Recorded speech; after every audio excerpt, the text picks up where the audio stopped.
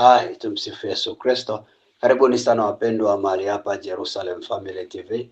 Tunaendelea na maombi yetu maalum kabisa ambayo ni maombi ya siku 12 kwa ajili ya kumshukuru Mungu kwa ajili ya mwaka ulioisha unaoisha 2025 na kukabidhi mikononi mwa Mungu mwaka unaokuja wa 2026. Maombi haya ni maombi ambayo yanaambatana na mafungo ya kujinyima chakula mpaka jioni. Kwa hiyo tunaamini kila mmoja anayashiriki katika hali ya mafungo ya chakula, tukisali na kuomba kwa ajili ya kuweka sawa mwaka. Upande wa asubuhi tunashukuru kwa ajili ya mwaka ulioisha, na upande wa jioni tunapanda mbegu kwa ajili ya mwaka ujao. Upande wa asubuhi ya leo tumemshukuru Mungu kwa ajili ya malango ya mwezi wa 5 ya mwaka 2025, kwa sababu leo ni siku ya 5 ya maombi yetu, kama tulivyokubaliana kwamba kwa siku moja tunasimama na lango la mwezi mmoja la mwaka. Ndio maana maombi ni ya siku 12 na maana miezi 12. Hivyo muda huu wa jioni, kwa sababu leo ni siku ya 5, tunaenda kusimamia malango ya mwezi wa 5 wa mwaka 2025. Tunasimamia malango ya mwezi wa 5 ya mwaka 2026. Malango ya mwezi wa 5 ya mwaka 2026. Karibuni sana wapendwa. Ni muhimu sana kufanya maombi ya kuombea mwaka kabla ya kuanza mwaka, ili kuweka sawa mazingira ya ulimwengu wa roho. Tufungue kwa sala ili tuanze rasmi maombi yetu. Kwa jina la Baba na la Mwana na Roho Mtakatifu, amen.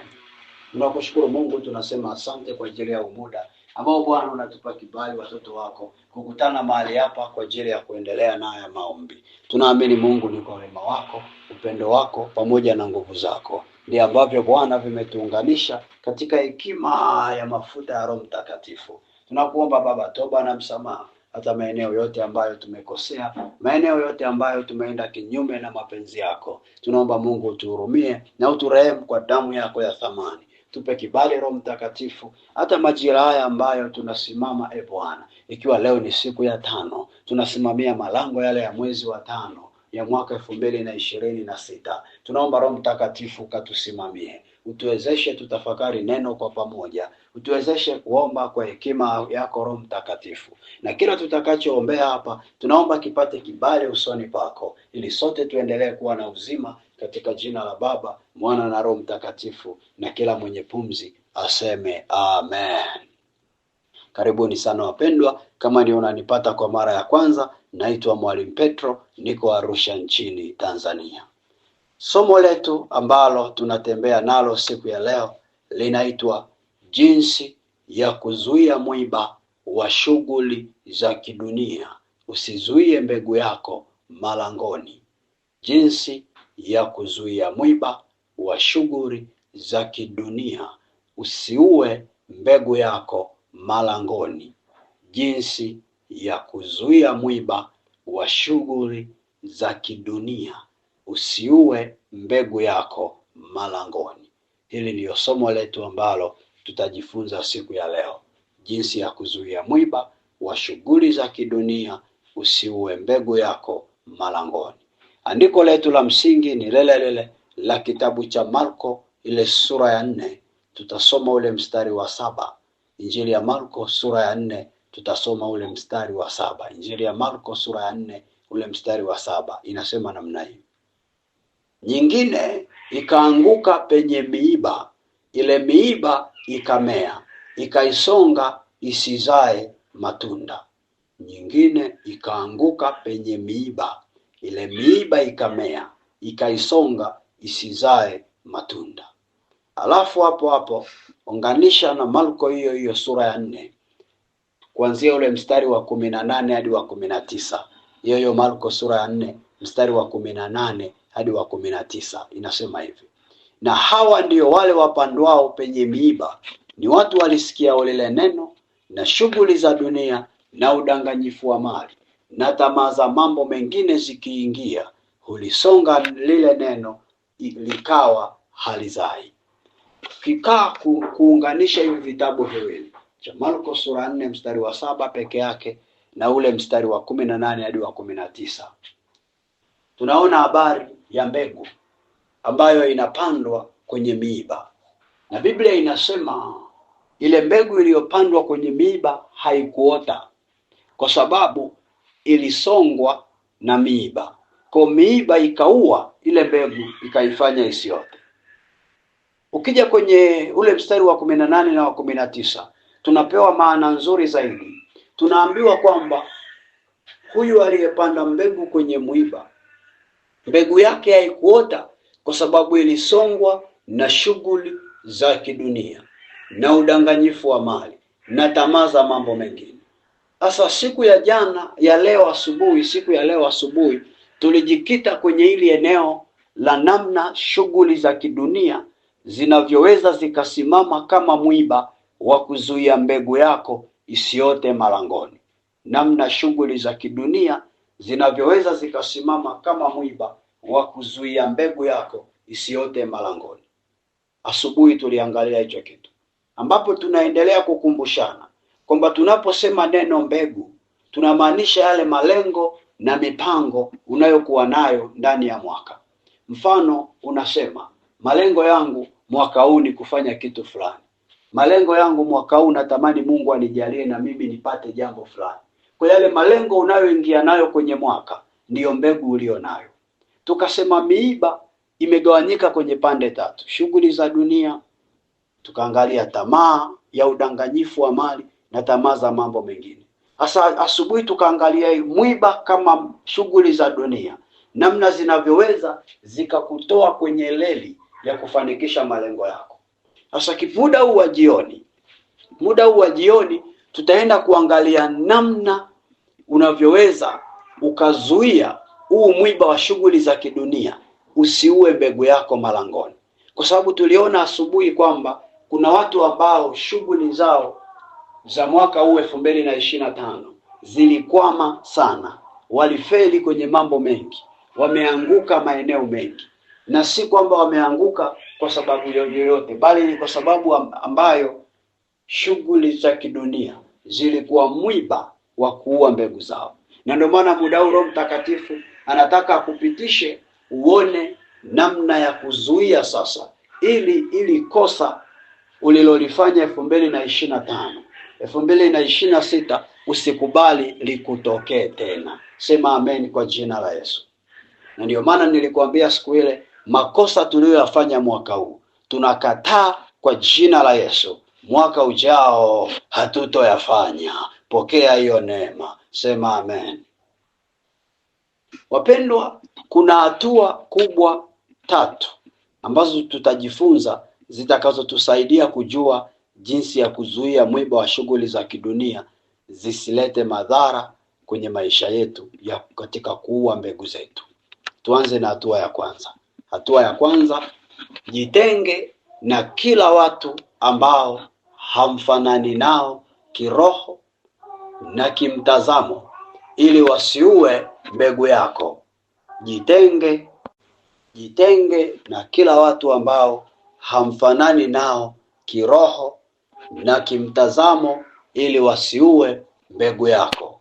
Jitenge na kila watu ambao hamfanani nao kiroho na kimtazamo ili wasiue mbegu yako. Hii ni hatua ya kwanza muhimu sana na kuizingatia, ili kama unataka kuzuia huu mwiba usiue mbegu yako. Hakikisha unajitenga na kila watu ambao hamfanani nao kiroho na kimtazamo ili wasiue mbegu yako. Sawa sawa na kile kitabu cha Hesabu sura ya 33 ule mstari wa 55 hadi wa 56. Kitabu cha Hesabu sura ya 33 mstari wa 55 hadi 56. Hesabu 33 55 56 inasema namna hii: lakini kama hamtaki kuwafukuza wenyeji wa nchi watoke mbele yenu, ndipo hao ambao mtakaowasaza watakuwa kama sindano machoni mwenu na kama miiba ubavuni mwenu, nao watawasumbua katika hiyo nchi ambayo mwakaa. Kisha itakuwa kama nilivyoazimia kuwatenda wao, ndivyo nitakavyowatenda ninyi.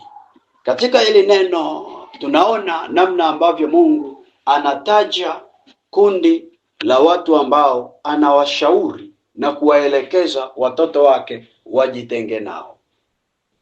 Anasema mjitenge na watu hao. Na hawa watu ilikuwa ni watu ambao ndani yao wana miungu mingine, ndani yao wana roho nyingine tofauti na roho iliyoko kwa watoto wa Mungu. Kwa Mungu akawasemesha, mtakapofika kwenye ile nchi, jitengeni nao. Kama mkiendelea kuambatana nao, watakuwa miiba, watakuwa na sindano kwenu. Yale mabaya niliyokusudia ni watende wao, yatawapata na nyie. Acha nikupe mfano.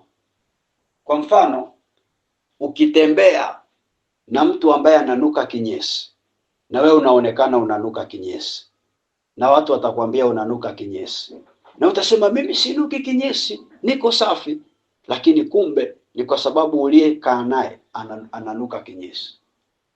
Ukipanda kwenye gari la wauza samaki, gari zima unakuta linanuka samaki. Kwa hiyo watu wakiwaona wanasema wale wananuka samaki, lakini wewe unakuwa unasema mimi sinuki samaki. Kwa nini? Kwa sababu umekaa na wanuka samaki.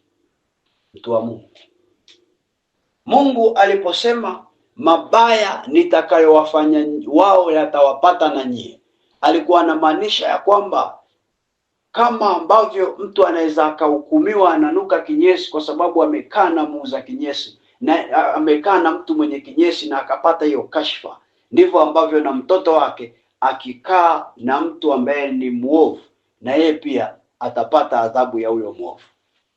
Kwa lazima uwe makini sana na kuangalia ni aina gani ya watu ambao unaambatana nao. Kama mtu roho yako na yake havifanani, usiambatane naye. Usiambatane na mtu ambaye Mungu wake na Mungu wako haviendani.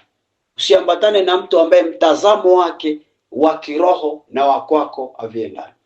Mtu ambaye anaamini kufanya biashara lazima atumie nguvu za giza, na wewe unaamini kusali, usiambatane naye. Usiambatane na mtu ambaye anaamini bila kujiuza mwili wake hawezi kupata hela.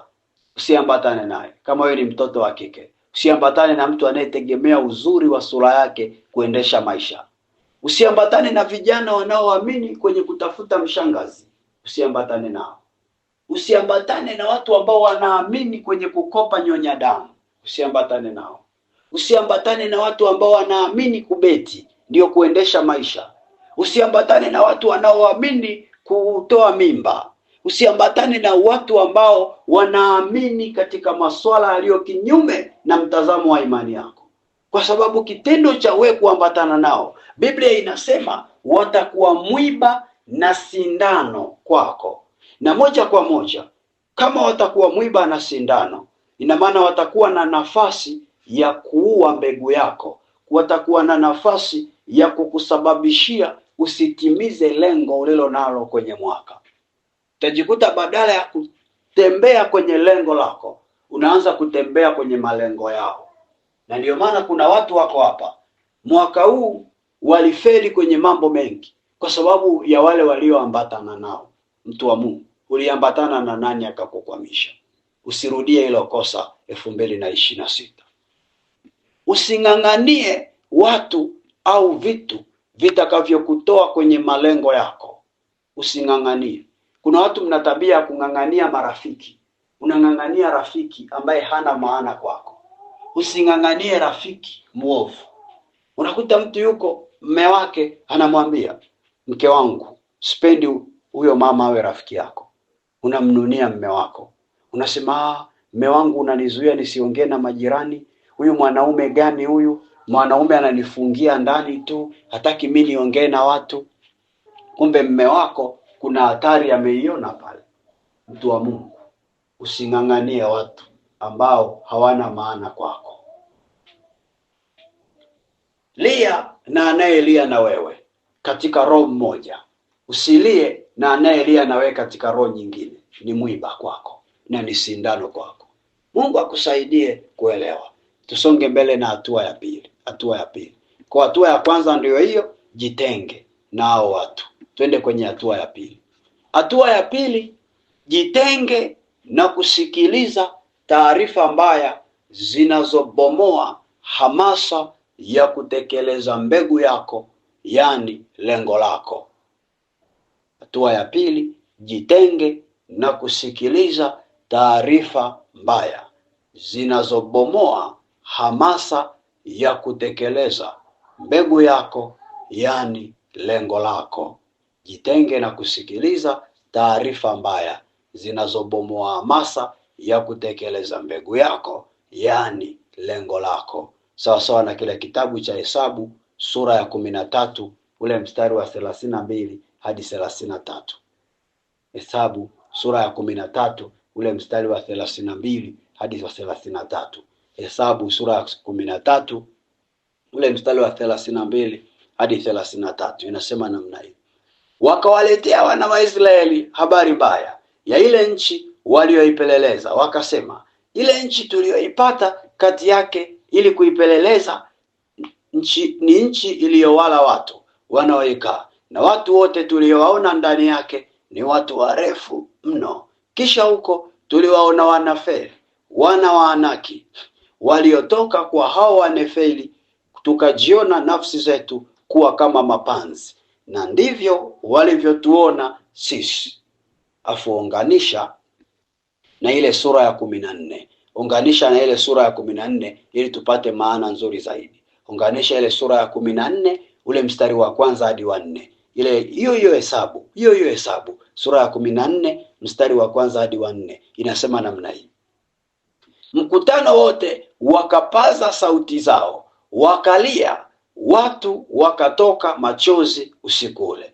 Kisha wana wa Israeli wote wakamnung'unikia Musa na Haruni. Mkutano wote wakawaambia, ingekuwa heri kama tungalikufa katika nchi ya Misri, au ingekuwa heri kama tungalikufa katika jangwa hili. Mbona Bwana anatuleta mpaka nchi hii ili tuanguke kwa upanga? Wake zetu na watoto wetu watakuwa mateka. Je, si afadhali turudi Misri? Wakaambiana, na tumweke mtu mmoja awe akida tukarudi Misri. Kaandaragoshaka. Sikiliza mtu wa Mungu. Pointi yetu ya hatua ya pili inasema, jitenge na kusikiliza taarifa mbaya zinazobomoa hamasa ya kutekeleza mbegu yako au kutekeleza lengo lako. Maana mbegu ndiyo lengo ulilonalo ndani ya mwaka. Watu wa Mungu, katika hili neno Biblia inatuonyesha wana wa Israeli katika ile habari maarufu sana ya namna Musa alivyowatuma wapelelezi kwenda kuipeleleza nchi. Wana wa Israeli wote walikuwa na hamasa, walikuwa na shauku ya kuingia katika hiyo nchi, kwa sababu ilikuwa ni nchi ya ahadi ambayo Mungu aliwaahidia wanaiendea. Na waliingia gharama ya kutembea zaidi ya miaka 40, zaidi ya miaka 400 jangwani. Wanatembea tu zaidi ya miaka 400, wanatembea wanaiendea hiyo nchi. Na angalia kinachotokea. Wakakaribia kuingia kwenye hiyo nchi. Walipokaribia kwa mbali, Mungu akamwambia Musa, tuma wapelelezi. Wakaenda kuipeleleza. Wale waliobaki wakabaki wana shauku kubwa, wapelelezi walete taarifa kukoje ili waende kuingia. Kila mtu alikuwa na hiyo hamasa. Angalia kinachotokea. Wapelelezi wanarudi. Musa anachukua ripoti. Anawaambia, semeni, mmekuta nini kwenye ile nchi? Wanaanza kutoa ripoti. Wa kwanza akatoa, wa pili akatoa, wote wakatoa. Na wote kwa ujumla, kasoro mpelelezi mmoja tu, walitoa taarifa mbaya. Ndio maana Biblia inasema wakawaletea wana wa Israeli habari mbaya ya ile nchi. Wakasema ni nchi inayowala watu, ni nchi ambayo ina watu warefu mno, ni nchi ambayo ina majitu makubwa. Kwa kweli tulijiona sisi kama mapanzi. Na ukija kwenye sura ya 14, baada ya ile habari mbaya kutolewa, wana wa Israeli wote walipaza sauti, wakalia, wakaanza kunung'unika, wakaanza kulalamika, wakamwambia Musa, kwa nini umetuleta huku tufe? Biblia inasema wakafanya kigrupu kingine, wakachagua na akida, wakaanza kupanga kurudi Misri. ile hamasa ya ndani yote waliokuwa nayo ya kutaka kuingia kwenye ule mji ikafa ile hamasa. Shauku kubwa yote waliokuwa nayo ya kutamani kuingia kwenye ule mji ilipotea. Gharama yote waliolipa miaka zaidi ya 400 wakitembea jangwani, katika vilio, katika mateso, katika njaa, katika dhiki, gharama yote zaidi ya miaka 40, miaka 400 yote ikawa ni bure. Wakaanza kuwaza kurudi Misri, wakasahau shauku yote waliokuwa nayo. Nini kilichowabadilisha? Ni kitu kimoja tu, habari mbaya, taarifa mbaya ilibadilisha shauku ya wana wa Israeli ya kuingia nchi ya ahadi. Nisikilize polepole, mtu wa Mungu aliye hai. Moja ya miiba inayoua mbegu ni taarifa mbaya, na ndiyo maana katika kupambana na huu mwiba wa kidunia, hakikisha unapokuwa hapa duniani unajitenga na kusikiliza kila taarifa mbaya ambayo inapingana na kile unachopanga kukifanya. Mungu anaweza akakupa maono, ukawa na mbegu yako, malengo yako ambayo unatembea nayo mwaka huu. Kila taarifa mbaya jitenge nayo, kwa sababu kwenye hiyo taarifa mbaya kuna mwiba, kuna sumu ya kuwa hamasa ya kutekeleza hilo jambo. Jambo lolote lile hapa duniani linatekelezwa kwa hamasa, passion. Kwa lugha ngumu zaidi inaitwa enthusiasms, shauku ya ndani. Shauku ya ndani ikipotea, huwezi kufanya kazi yoyote ile ukaifanikisha. Mwanafunzi anaweza akawa anasoma shule, kama asomi kwa shauku, anaweza akawa anaingia darasani analala, amsikilizi mwalimu, na mwisho wa siku akapoteza muda bure shuleni. Ndio hivyo na mfanyabiashara, kama anafanya biashara fulani bila shauku, ataifanya kwa kutimiza wajibu, mwisho wa siku itakufa na hataona shida. Ndio hivyo ukiingia kwenye mahusiano, usipokuwa na shauku nayo, hayatozaa ndoa, yatakufa. Ukiwa kwenye ndoa, usipokuwa na shauku na mwenzako, hiyo ndoa itakuwa ya mazoea na itakuwa nzuri, itakufa. Mtu wa Mungu, jambo lolote la duniani hapa linahitaji shauku ili kulifanikisha. Na ndiyo maana popote unapoona hapa ninaamini ni Mungu amenipa, hapa ninaamini ni Mungu ameniweka, pafanye kwa shauku. Kila taarifa itakayokuja yenye nia ya kupunguza shauku yako, ikatae. Unakuta mtu yuko kwenye ndoa, nyumbani kwao wanamwambia, huyo mume unayekaa naye ni mbaya, akufai. Angalia, umefunga naye ndoa, amekulipia mahali na uko naye, afu ndugu zako wanakuambia ni mbaya. Unaanza kusikiliza maneno ya ndugu zako. Kinachofuata ni nini? Unaanza kujikuta tu unaanza kukosa raha na huyo mtu. Mwenzako anakuuliza, mbona siku hizi nikija nakuta umenuna, nakuta hauna raha? Unamwambia unamjibu vibaya, umhudumii vizuri. Kwa nini? Kumbe kuna maneno umeshasikiliza yamekuharibia shauku. Mtu wa Mungu, hasara ulizopata kwa kusikiliza maneno yaliyoua shauku zimetosha.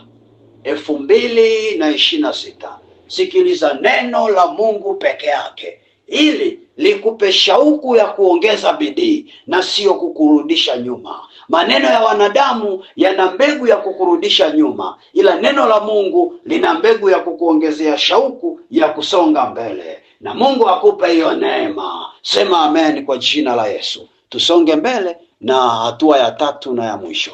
Hatua ya tatu na ya mwisho. Hiyo ni mara baada ya hatua ya kwanza umeshaipitia kwa kujitenga na watu ambao kiroho na kimtazamo uko nao sawa. Hatua ya pili umeshajitenga na taarifa mbaya zinazobomoa shauku. Kwenye hatua ya tatu sasa, kuwa na msimamo. Hatua ya tatu, kuwa na msimamo wa kusimamia mbegu ya maono yako ambayo Mungu amekupa ndani ya mwaka huo. Usiumbishwe huku na kule. Hatua ya tatu, kuwa na msimamo wa kusimamia mbegu ya maono ambayo Mungu amekupa ndani ya mwaka huo. Usiyumbishwe huku na kule, huku na kule. Hatua ya tatu, kuwa na msimamo wa kusimamia mbegu ya maono ambayo Mungu amekupa ndani ya mwaka huo.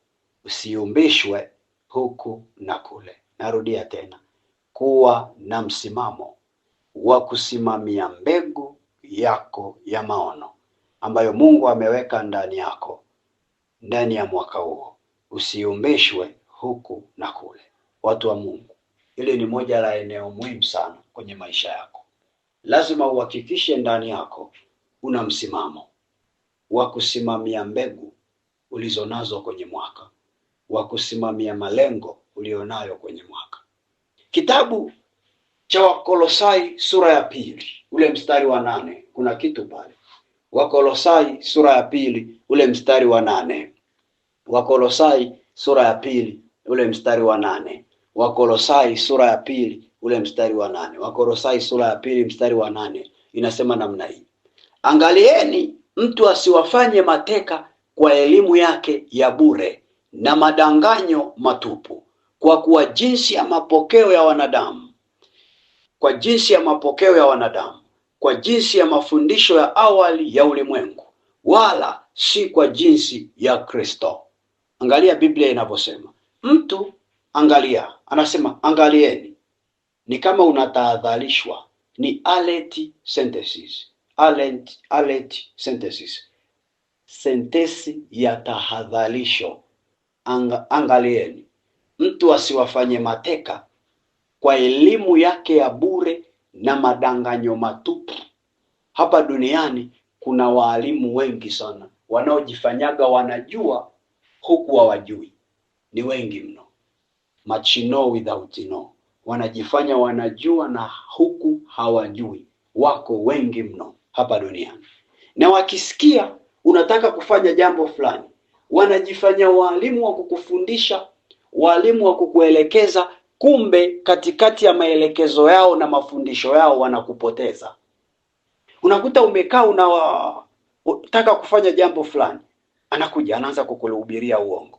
Nakumbuka kama mfano kadogo tu, ngoja nikupe. Mfano ni shuhuda ya kweli kabisa.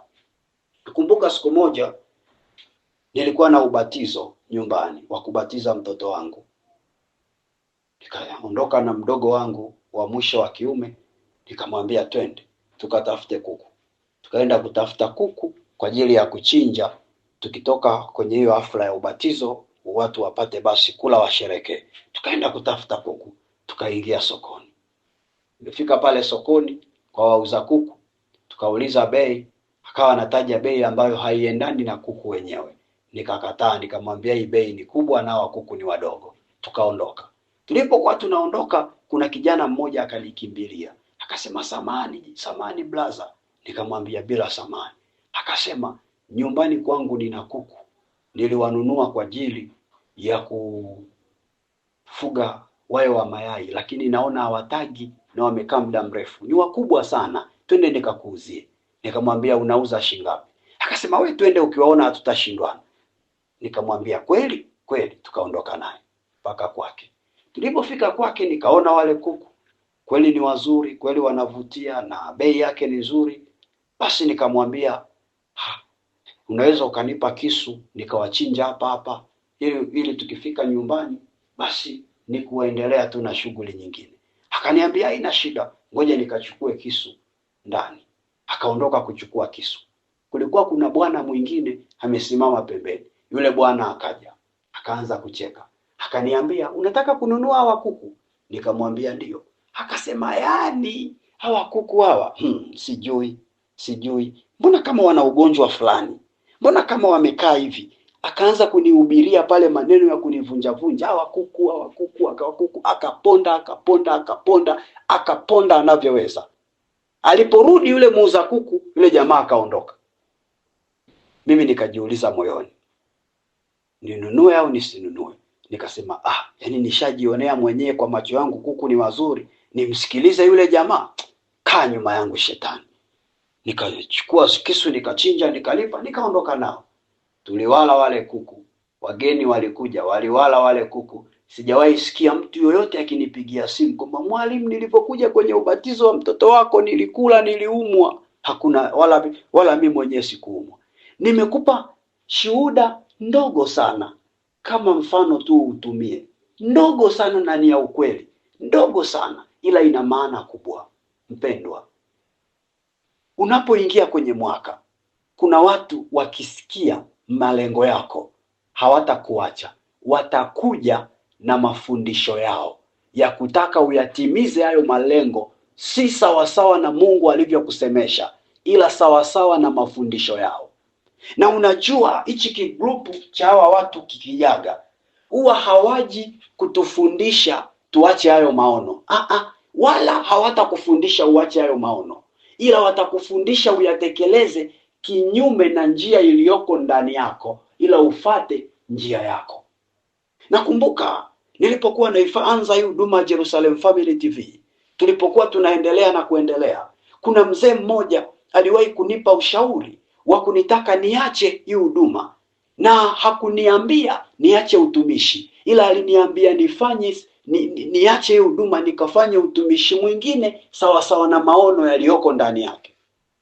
Nikamwambia pana, nikawa na msimamo. Najaribu tu kufikiria kila siku nikiwa hapa Jerusalem, tunafanya shule mbalimbali, tunafanya program mbalimbali, watu wanakuja na ushuhuda. Huwa najaribu kufikiria kama ningemsikilizaga yule mzee nikaacha hawa watu, nani angewainjirisha? Ndiyo, Mungu ana watu wengi, lakini mimi aliponitaka ni hapa.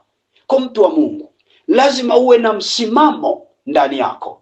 Moja ya eneo ambalo Wakristo wengi, Wakatoliki, Wakristo wengi tunakwama ni eneo la msimamo wa kusimamia maono Mungu aliyoweka ndani yako. Hichi kitu tunakwama nacho wengi, na ndiyo maana wengi kila mwaka unaanza una malengo makubwa, ikifika Disemba huna malengo, una malawama. Mtu anaanza mwanzo wa mwaka ana malengo makubwa, unabii mkubwa, furaha kubwa, happy new year, kila sehemu happy new year, happy new year. Akifika mwisho wa mwaka ni lawama, manunguniko, matusi na kusema tu bora limwaka liishe, bora limwaka liishe, bora limwaka liishe. Ile furaha yako imeenda wapi? Hapo katikati ulisikiliza watu ukaama njia. Mungu akusaidie kuelewa.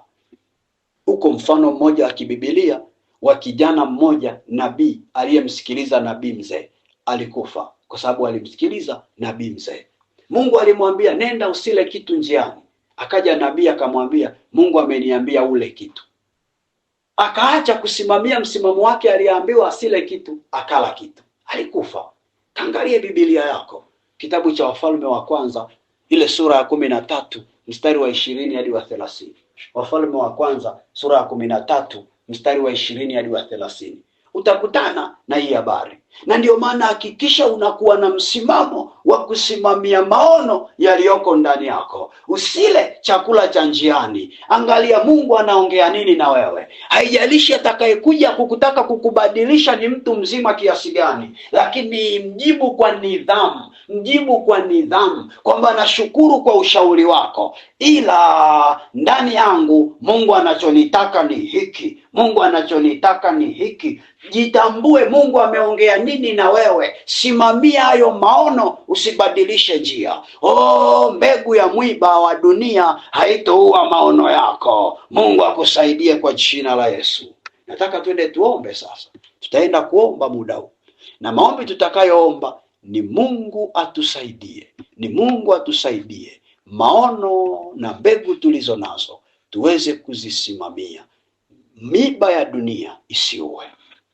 Mtu wa Mungu, kamata sadaka yako. Kama unayo mkononi, kamata mkononi. Sadaka yako uliyojipanga kutoa katika lango la mwezi wa 5 la mwaka 2026. Kamata sasa moyoni mwako. Tutaenda kuomba sasa. Jesus.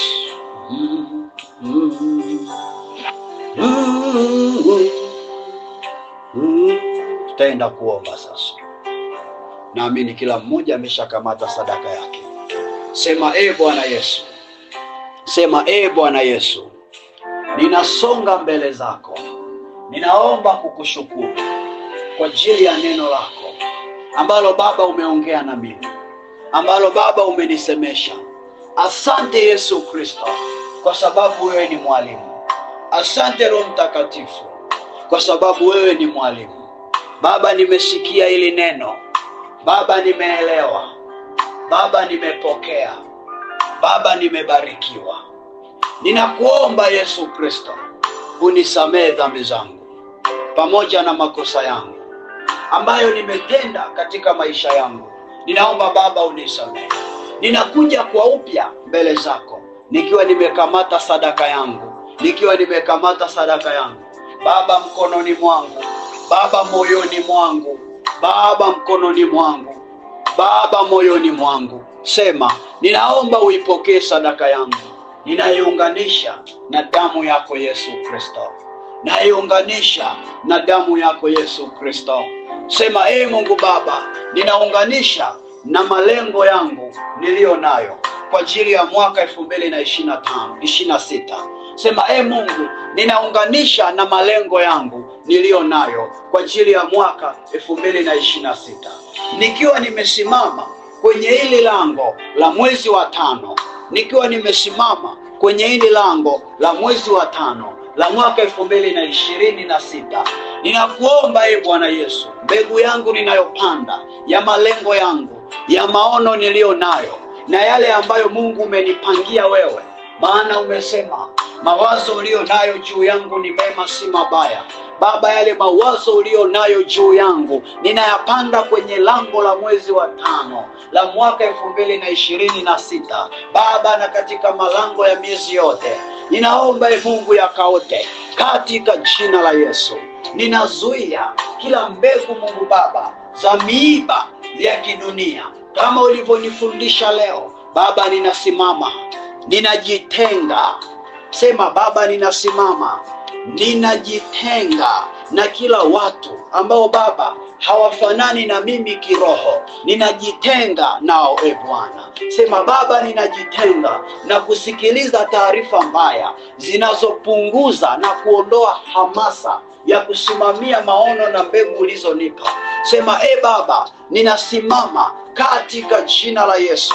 Naomba unipe msimamo wa kusimamia maono yangu, nisiyumbishwe na elimu mbalimbali, nisiyumbishwe na madanganyo mbalimbali. Baba, nipe roho ya msimamo kwa jina la Yesu, jina la Yesu, jina la Yesu. Endelea kuomba kwa maneno yako, endelea kuomba kwa maneno yako. Wingu limefunguliwa, kila wakati. Roho Mtakatifu amekuwa akituachia hizi dakika ili upate nafasi ya kujiombea we mwenyewe, maana we ndio unayejua malengo mangapi uko nayo kwa ajili ya 2026. We ndio unayejua ni mikakati ipi uko nayo kwa ajili ya 2026.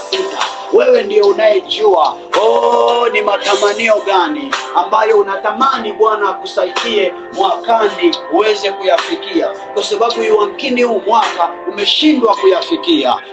Endelea kusema mbele za Bwana, juu ya hayo matamanio, juu ya hayo matarajio, juu ya hayo maono ulio nayo, kwa sababu vyote hivyo ndio mbegu tunayopanda malangoni. Kumbuka ile tahadhari inasema, miiba ikaisonga ile mbegu isiote. Simama kumwambia Bwana namna unavyojitenga na vile vitu tulivyojifunza siku ya leo vinavyoweza kuwa sababu ya miiba ya kuzuia mbegu yako isiote. Mwambie Bwana, nimesimama kwenye hili lango la mwezi wa 5 2026 katika jina la Yesu. Nazuia kila marafiki wabaya, watu wabaya ambao wamekuwa sababu ya kunifelisha. Mwambie Mungu, unazuia wale wanaokuletea taarifa mbaya zinazopunguza uamsho, zinazopunguza hamasa ndani yako ya kusimamia hilo lengo. Sambaratisha kwa mkono wa Bwana, sambaratisha kwa mkono wa Bwana, sambaratisha kwa mkono wa Bwana. Rabosha mandarabasaka, endelea kusambaratisha endelea kusambaratisha kwa mkono wa Bwana. Sambaratisha, sambaratisha, sambaratisha, sambaratisha mtu wa Mungu. Usinyamaze kimya mahala ulipo. Endelea kubomoa, bomoa, bomoa. Hao watu wanaoleta taarifa mbaya, wabomoe, bomoa hizo taarifa. Funga hilo lango, funga hilo lango la taarifa mbaya. Mwambie Yesu, nafunga mlango wa taarifa mbaya 2026. Ninafunga taarifa mbaya, maana kila mwaka unakuhamishwa na taarifa, unakuhamishwa na taarifa. Kila unapotaka uinue kitu cha maendeleo, anakuja mtu kukuambia maneno yanakurudisha nyuma, maneno ya hila yanakurudisha nyuma. Mwambie Mungu, imetosha. 2026 sitarudishwa nyuma na maneno yao, sitarudishwa nyuma na maneno yao, katika jina la Yesu. Kamata pindo la Yesu. Ng'ang'ana. Ng'ang'ana mtu wa Mungu, endelea kung'ang'ana mpaka kieleweke. Hatutavuka na maneno ya watu, hatutavuka na masengenyo yao.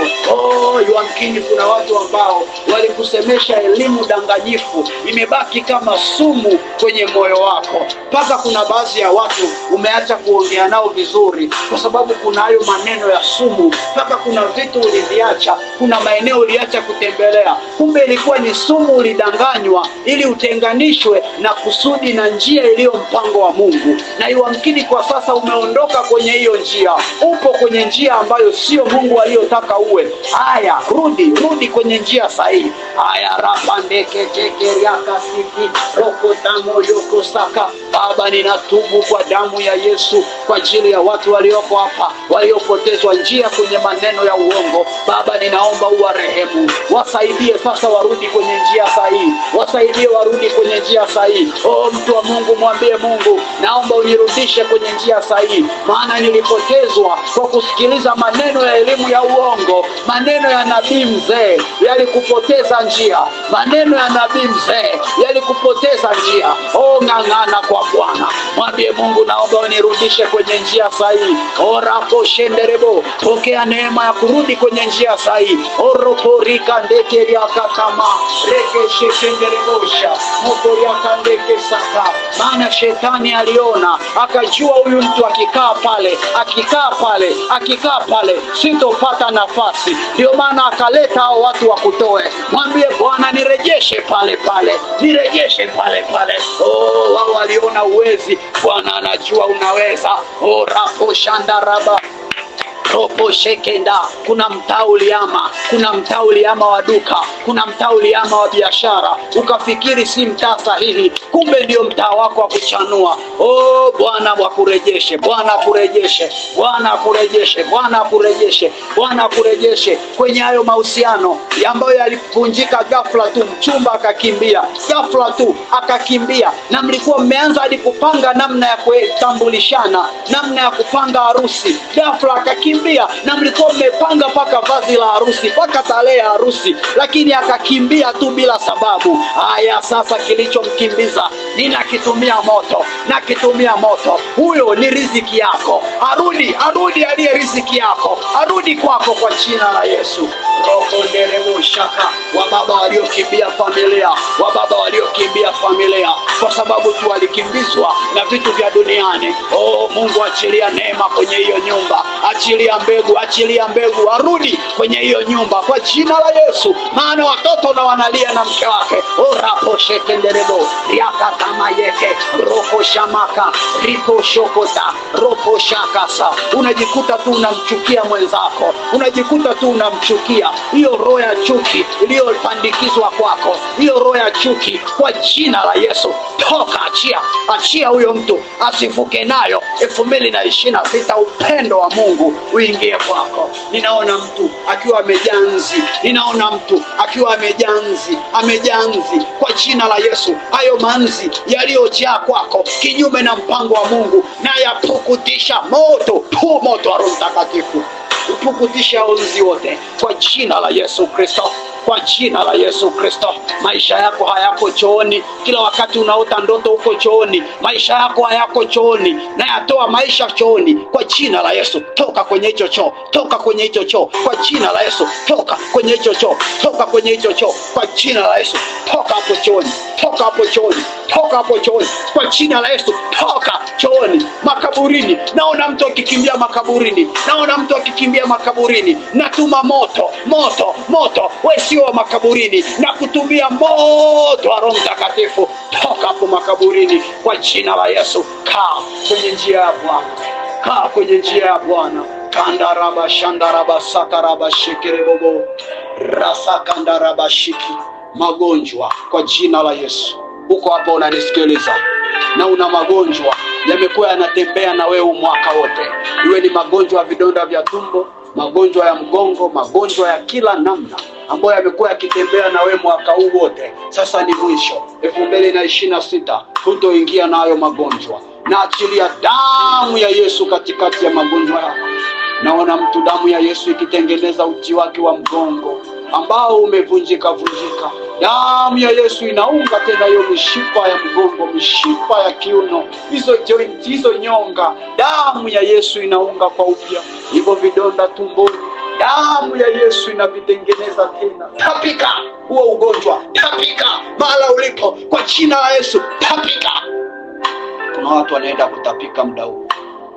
Kaa mazingira mazuri. Kuna watu wanaenda kutapika magonjwa haya. Naanza kuita damu ya Yesu kwenye hilo tumbo, damu ya Yesu kwenye hilo tumbo. Tapika hayo magonjwa, tapika hayo magonjwa kwa jina la Yesu. Tapika yote, tapika yote, usijizuie. Achia, achia, moto, moto, moto, moto, moto. Tapika hayo magonjwa kwa jina la Yesu. Moto kwenye tumbo, moto, moto, moto, moto, moto wa Roho Mtakatifu. Haya magonjwa yote toka, toka, toka kwa jina la Yesu, kwa jina la Yesu. Rapashandarabasaka rashandarabaseke. Sema haleluya, haleluya, haleluya. Pigie Yesu makofi tu mahala ulipo ukisema haleluya, haleluya. Wewe piga tu makofi mahala ulipo ukisema haleluya, haleluya, haleluya, haleluya. Kama utaweza kutembea tembea ukinena kwa lugha, unasema tu haleluya, haleluya, haleluya, haleluya. Mpaka utakaposikia huku mzigo umeachia ndani yako. Tuendelea, tuendelea, tuendelea.